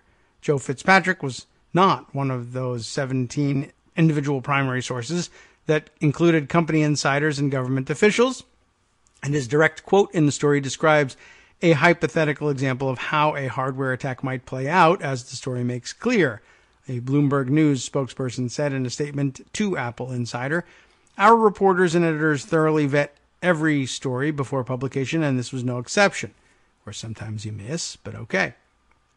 Apple executives and high-ranking security engineers said an internal investigation into Bloomberg's claims revealed no evidence of the hardware tampering in question, nor did the company identify unrelated incidents from which the allegations could have conceivably arisen. Apple said much the same in a letter to Congress issued over the weekend. Of course, I assume that most of the corporate actors here would be intensely interested in making sure that everybody believed that their hardware, and therefore all of your security, wasn't compromised. But okay, sometimes they would be right about that. For his part, Fitzpatrick said Bloomberg's account of what transpired, if anything, is suspect. I have the expertise to look at the technical details, and I have the knowledge to look at the technical details and see that they're jumbled. I don't have that, so he may be right. I might have to accept that. They're not outright wrong, but they are theoretical, he said. I don't have the knowledge to know the other conversations, the other 17 sources and what they said, but I can infer based on the technical side of things that the non-technical side of things may be jumbled the same way. So an interesting caution, at the very least, from Apple Insider here, and worth thinking about. And it wouldn't be unheard of that a journalist could just be an outright fabulist or could have somehow jumbled things, or perhaps that, the hypothetical that's offered up is also in the minds of others who have a real interest in actually doing this stuff. And lo and behold, two people with similar bases of knowledge end up approaching the problem the same way, one theoretically and one in actuality. I guess this is all possible. Okay, but I'm very much grateful to Matthew for sharing that one, because I think that is especially when we dive into issue areas that A, are perhaps critically important, and B, are not my area of expertise. It's always wise to take in one or two additional cautions about that. All right, how to spend the last segment of the show. We still want to get back to that Pump and Trump piece from ProPublica, but that might make a better Friday piece. Let's pick up on a couple of smaller stories that we can perhaps share in the time we have remaining. I mentioned to you the other day that Ryan Zinke, back in the news and back in the race for most corrupt member of the Trump cabinet. And now we really see things heating up over there at the Department of the Interior. OutsideOnline.com is where I have grabbed this piece from. Ryan Zinke has fired the Department of Interior Inspector General. So in case you were wondering whether or not Trump was ever going to get around to firing Mueller and or Rosenstein, Ryan Zinke is firing his own guy there and replaced, his own gal there, I guess, would be the way you would informally and perhaps insultingly refer to someone as high-ranking and important as the Inspector General for the Department of the Interior. He has replaced her with a loyalist political operative who may not need Senate confirmation. So, great. That ought to work out really well for his whole corruption thing. Wes Seiler, reporting for Outside Online here. At last count, Interior Secretary Ryan Zinke was the subject of 14 separate government investigations. A new record, he claims, but that number could soon be zero because Zinke just fired the Department of the Interior's acting Inspector General. The news doesn't stop there. Not only did Mary Kendall, the acting Inspector General, not learn she was being replaced until The Hill broke the news this morning, but her replacement will likely be able to fill the role without needing to go through Senate confirmation. This morning, by the way, was Tuesday, October 16th. So she could get replaced without even so much as asking Congress about it. Kendall, who's served as acting Inspector General at the DOI for 10 years and previously spent a decade as Deputy Inspector General. Wow, acting Inspector General for 10 years? Like they haven't had a real one? She's being replaced by Suzanne Israel Tufts, a Republican lawyer who worked on the Trump campaign and then was appointed to the role of Assistant Secretary of Administration at the Department of Housing and Urban Development. Under the Federal Vacancies Reform Act, Tufts will not need to undergo Senate confirmation to fill the new role, as she was already approved by Congress for her job at HUD. Tufts, who will now handle oversight of the investigation into Zinke, was appointed to HUD to replace an official who blew the whistle on Ben Carson's taxpayer-funded $31,000 dining set, in case you were wondering about her track record. How do you like that? Can I repeat that? Tufts was previously the person who was appointed to replace the pushed-out whistleblower who caught Ben Carson on the dining room set. When they needed to clean that up, in came Suzanne Israel Tufts, and now she's moving on to clean up the investigations into Ryan Zinke, I guess. If you think that sounds unethical, you're not alone. We are particularly worried that she's a political appointee without any obvious government oversight experience, except for clearing Trump appointees. Danielle Bryan, the executive director of the nonpartisan Project on Government Oversight, told NBC, and they are sliding her in under the radar of any Senate confirmation process to take over charged investigations into the behavior of a cabinet secretary. Another one, I would add. This reeks of retaliation for the shocking number of investigations into Secretary Zinke's unethical conduct. Chris Sager, the executive director of the Western Values Project, said in a release. He should immediately explain the reasons why the current inspector general is leaving, and if he fails to, Congress should demand answers. Representative Raul Grijalva of Arizona, high-ranking member of the House Natural Resources Committee, said the move stinks to high heaven. He went on to tell The Hill, Secretary Zinke and the Interior Department are awash in wave after wave of scandal and corruption, and they decide now is the perfect time to get rid of the current IG. After looking around, the best person they could find is a Trump political operative at HUD who turned a blind eye to Secretary Carson's $31,000 dining set. Meanwhile, one of the scandals surrounding Zinke is the $139,000 bill for new doors at his Washington office. He also faces investigations for his lavish travel arrangements, threatening members of Congress. Did I miss that? A potentially illegal real estate deal, and reassigning senior DOI employees he didn't consider loyal.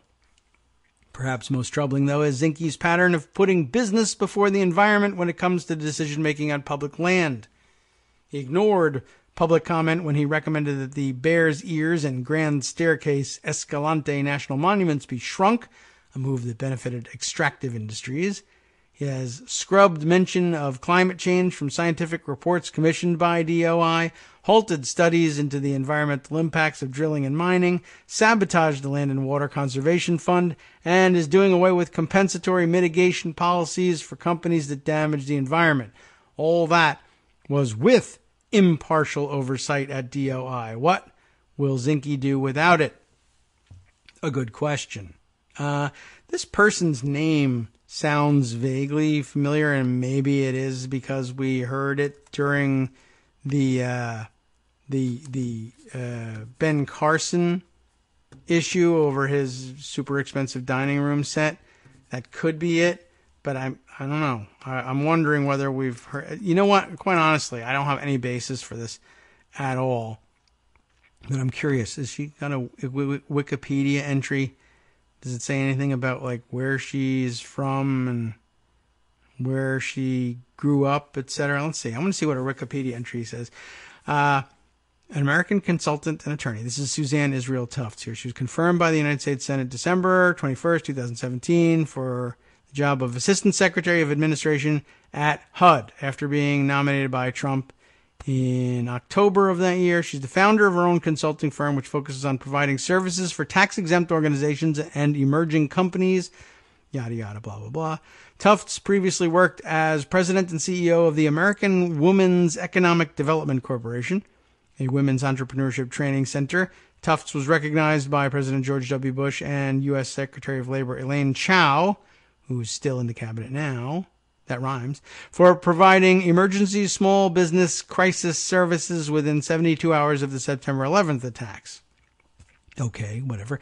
She graduated summa cum laude with an AB in biomedical ethics from Princeton University and received her JD from the University of Virginia Law School, where she was awarded a Dillard Fellowship. So it doesn't tell me much about her, and she probably added all. I was actually kind of curious about whether she grew up in the Washington, D.C. area, because, quite honestly, you want to know what the first thing that came to mind for me for the name Suzanne Israel Tufts was? And I think I'm entirely wrong about it, but it struck me as the kind of name that would last month perhaps, have appeared on the letter of support for Brett Kavanaugh, like the 65 women who said they knew him in high school or something like that. And I don't think that she is. It just sort of struck me as the kind of name, and I thought that would be like amazingly coincidental if she had a role in both. I don't see any evidence that she actually was in that letter. And I don't have it before me to check. Just sort of interesting. And, you never know what the background is going to turn up and what other weird coincidences there are in her hiring history. All right, let's turn to another subject. of great interest to me. I've seen 2 pieces on this thing now, and I don't know if I have them both here. Just let me scroll down and see whether they're in fact both around and available to me. But no, I don't think so. I can only put one of them away. But is there not more? I'm pretty sure I had seen 2. All right. We'll move on to the one that we actually have here. The Heritage Foundation and what they're up to, according to folks over at Slate, specifically Mark Joseph Stern. This is interesting and follows a pattern we've seen before in all sorts of places and talked about on the show. I have mentioned in the past the ALEC for Judges that is out there, and that was largely driven by the Law and Economics Center at the George Mason University School of Law, etc. This is something similar and along those lines. Arcadis Center as well. The Heritage Foundation this time, even more obviously partisan. The Heritage Foundation's new secretive clerkship boot camp is going further to Trumpify the courts, according to Mark Joseph Stern, and I believe him. Here's the piece. Are you an attorney who has accepted a clerkship with a federal judge in 2019? Or a law school student, more likely. Congratulations! The Heritage Foundation has a program just for you. At the conservative think tank's Federal Clerkship Training Academy, you'll learn how to, quote, excel as clerks from, quote, distinguished judges on the courts of appeals and professors at, quote, prominent law schools. All you need to do is sign a strict non-disclosure agreement swearing that you won't reveal who teaches the academy or what they say, and vow that you will not use any information you receive, quote, for any purpose contrary to the mission or interest of the Heritage Foundation. In other words, if you rule against us, you are now in violation of your NDA. That's nice. This clerkship boot camp has set off alarm bells on the left, and for good reason. While all clerks begin their jobs with a set of ideological convictions, they're typically expected to suspend their biases upon entering the judge's chambers. Maybe. Heritage has dropped that pretense.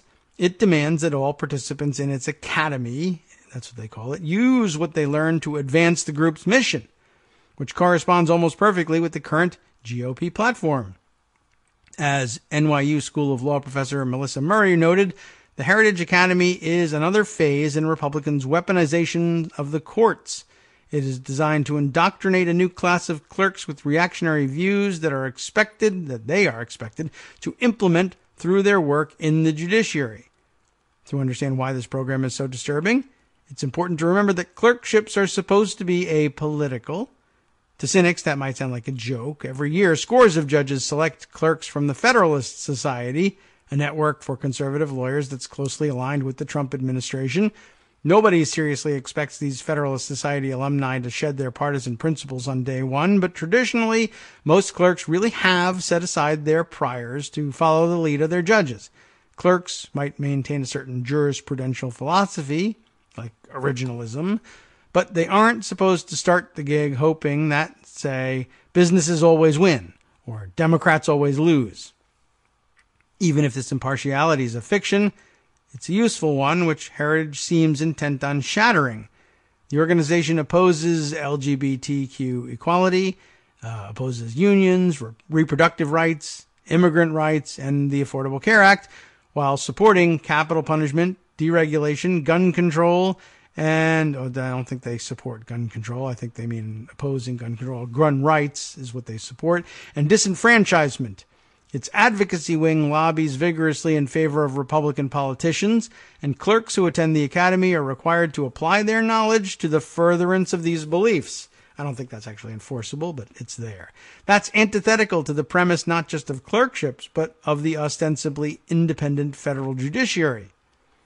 John Bourgault, Bourgault, an attorney who clerked on the Rhode Island Supreme Court and the Third U.S. Circuit Court of Appeals, agreed that this boot camp further threatens the already battered institutional legitimacy of the courts. Oh no. I find the idea of this program so distasteful. How distasteful is it? I find the idea of the program so distasteful, Bourgault pointed out that the Academy application boasts that participants will learn about originalism, textualism, habeas corpus, the Bill of Rights, and other substantive legal and practical subject matter, an incredibly broad category. And so I guess the follow-up to that was not that how distasteful they find it. What he's basically saying is, I find the idea of the program so distasteful for reasons. You see, okay, so I set that one up wrong. The list of topics suggests that they want to teach clerks certain approaches to legal analysis, he said, which further suggests that they're trying to influence the outcome of cases.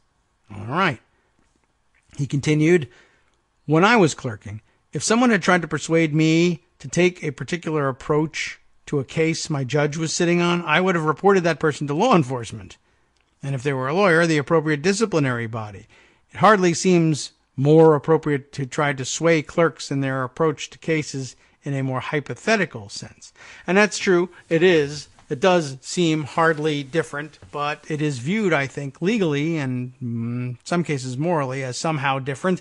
These kinds of classes exist for legislators, for their staffers, for all sorts of people, for, well, like I said, like ALEC will actually just provide you with model legislation that you can copy and put your own name on. The Mercatus Center trains not only judges, but chiefs of staff and other high-ranking legislative aides, again, on how to take the same approaches to these things. People just think of this as somehow different, and it really isn't. It should have been thought of exactly as the Slate folks are looking at it. But let me continue on, though. I spoke about these issues with a law professor who previously clerked for a federal district judge and now works closely with conservative and libertarian campus groups, but wanted to maintain anonymity for fear of poisoning these relations. I want that money. She told me that above all else, the opacity of the program startled her. What worries me about this, worries me about this most, is the non-disclosure agreement, she told me. It suggests to me that they're not doing the sort of ideological outreach that even organizations like the Federalist Society do to bring in varying viewpoints.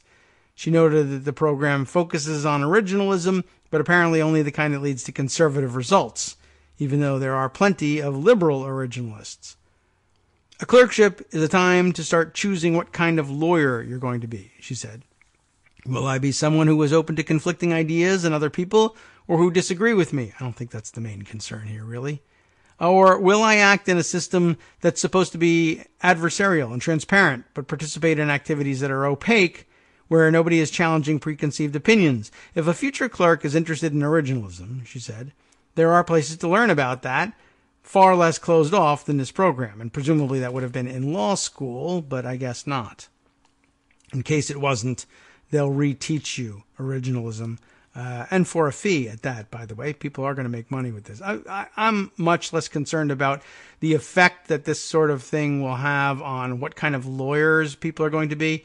The more interesting aspect of this, to the Heritage Foundation, I can assure you, is that they're going to get rulings that they favor on a legal basis that they are familiar with and can build on from there. And if they can get opinions written just so, then they can do that much more with those opinions as stepping stones in future cases. I'm also concerned, of course, that you'll never know who teaches these things and who's paying for these things, and whether it is in fact the case that sitting federal judges are instructing their own clerks. This is how I want you to structure this stuff. I don't want to hear anything about the other side anymore. Or what? You'll never know. You'll never know. These concerns are unlikely to prevent the rising class of conservative clerks from flocking to this academy or just to disturb their judges. Many of Donald Trump's judicial nominees are openly political until they appear, of course, before the Senate Judiciary Committee, at which point they tiptoe up to the line of perjury to deny their partisan pasts. One of Trump's judicial nominees is an anti-gay blogger, I guess he is open now, who wrote of his desire to gag Representative Nancy Pelosi. Another, later withdrawn, described Justice Anthony Kennedy as a judicial prostitute. That's interesting. Several, including newly minted Supreme Court Justice Brett Kavanaugh, who probably didn't think Kennedy was a judicial prostitute, previously worked as Republican operatives. Britt Grant, whom Trump installed on the 11th U.S. Circuit Court of Appeals, did policy work for the George W. Bush White House. Grant recently circumvented Harvard Law School's new clerkship hiring plan, which is designed to make the process fairer, to hire an anti-abortion activist. Partisan judges hire partisan clerks. Judge James Ho, whom Trump placed on the 5th U.S. Circuit Court of Appeals in December, has already described abortion as a moral tragedy and declared that rich people must buy elections to protect themselves from regulations. Upon joining the bench, Ho hired Josh Hammer, an acolyte of Ben Shapiro and Eric Erickson. Duh. In 2015, Hammer wrote that Duke University's plan to play the Muslim call to prayer would be an affront to the university's Christian roots and an unnecessary elevation of a minority faith that reeked of terrible timing following the recent massacres by Islamic terrorists in Paris. Really. He also called Democratic Senator Richard Blumenthal a baby killer extraordinaire, sounds balanced, and boasts on Twitter that he owns a Colt 45 named Scalia, which just means he's an idiot. His rhetoric is similar to the bombast that dominates Ho's opinions. Heritage's Academy marks an attempt to train a cadre of clerks who will bolster their boss's conservative instincts while injecting the group's principles directly into the law. The details of this program, its instructors, and materials may be confidential, but the goal is quite clear. Heritage wants to provide Trump's judges with a batch of clerks who are eager and, in fact, contractually obliged to impose its mission on the federal judiciary. Wow. Well, it's weird, but it happens. And guess what? It'll go forward, and nobody likely to stop it, certainly in the Trump administration. And, well, like I say, they're flooding the zone as usual, and there's no way to pay attention to absolutely everything. Of course, we can bring this to your attention, and maybe we can share our capacity for outrage that way. All right. Time to wrap things up for the day. Tomorrow being Friday, we have free reign, perhaps. If nothing else totally crazy happens, then maybe we can return to that Pump and Trump story and just get the lowdown on all of that and be ready to roll for the weekend. In the meantime, let's see, anything else that absolutely, positively calls out for 1 minute treatment? I don't think so. And so, perhaps, the time better spent before we start rolling our music. Ooh, that would be a little bit early to start doing that, but let's give some additional time and some flexibility and some breathing room to letting you know what's coming up next, right here on Netroots Radio in the West Coast Cookbook and Speakeasy with Justice Putnam. And we can do this at a relaxed pace for the first time ever, perhaps. And there's not even a whole lot.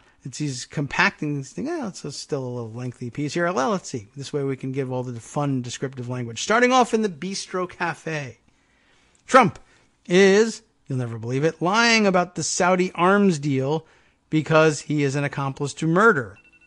I have been very curious about this, and so I would be very interested to hear more analysis of this. In addition to pointing to the Saudi arms deal as a reason not to press the Sauds on their participation in this murder, which is wrong in itself. It seems to be the case. People are hinting, and some cases coming right out and just reporting, that the value of this arms deal isn't what is being claimed. In other words, the numbers are inflated, and it's also a bad idea not to investigate the murder because of this arms deal. That's two reasons why this whole thing should fall apart. Again, lie upon lie upon lie, as Armando was saying just the other day. Then, on the rest of the menu, Jared Kushner's Secret Service detail. This is another good one. You hear about this one? Threatened a CBS reporter for asking Jared a question. I've seen lots of reporters since then saying the Secret Service never gets in the way of asking questions. It's just not their role.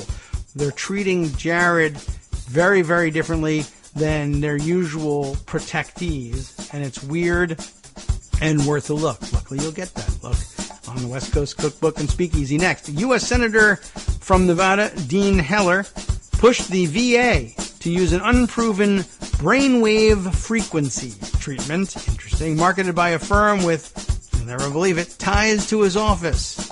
Wow, that should be interesting. Wonder what Greg has to say about that one. And several public funds with holdings in Facebook have backed a proposal to remove CEO Mark Zuckerberg as chairman. Now, that's not such a bad thing, Zuck. I'd retire at, age 30 or something with billions of dollars to your name. Not such a bad thing. After the break, moving to the chef's table, where a GOP state lawmaker called hiking taxes on poor Pennsylvania families a significant win. And a mysterious polio-like illness, yikes, has spread to 22 U.S. states. Oh no, leaving over 120 children paralyzed. I'm not too keen on that. We'll find out more about that, all that, and more on the West Coast Cookbook and Speakeasy next. From Daily Kos Radio on networksradio.com. You have been listening to the Kagro in the Morning Show With David Waldman. We won't have time to get to this one, but Albert Titus wanted us to know that he commented on the article when it came out, that whole risky business thing and the Chinese hacking, hardware hacking story.